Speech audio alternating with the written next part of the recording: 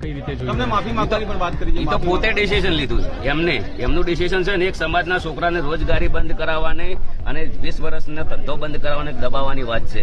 મારું પરિવાર મારું કુટુંબ છે એમને ખબર નથી કે આ વ્યક્તિઓની કેટલી મહેનત છે. એક સમાજના છોકરાને દબાવવાની વાત કરી એમ તો નિર્ણય મંજૂર છે તમને? નથી બિલકુલ મંજૂર. મારો કહેવાનો મિનિંગ એમ છે કે ચલો કે આ જીઓનો ટાવર છે 350 રૂપિયા ભાવ છે કેટલો રિચાર્જનો, બરાબર. દરેક ગામની અંદર સમાજ નિર્ણય કરી કે ભાઈ તમારું ટાવર નહીં રહેવા દઈએ, 4 રૂપિયા રિચાર્જ ના કરો. નહીં થાય એમનાથી, કદી નહીં થાય. આજે નહીં થાય કાલે નહીં થાય. સમાજને તમારે અમારું ડિસિઝન લીધું છે, ભલે કશું વધુ નહીં. સમાજ બહાર છીએ ઓલરેડી અને દયા છે કુદરત રોમાં ડીજે વગાડશો હવે? હા ડીજે તો વાગે ને. અનફોલો કરવાની વાત કરી છે કે ગબ્બર ઠાકોર અને બંને ભાઈઓને અનફોલો કરવા સોશિયલ મીડિયા અનફોલો તો હવે છે વસ્તુ છે, લોકચાહનાની વાતો છે. અનફોલો તો બરાબર, લોકો જે અમારી વેદના સમજે છે એમને ખબર છે, બરાબર.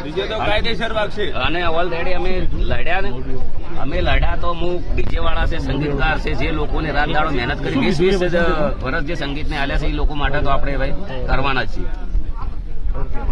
મોરબીમાં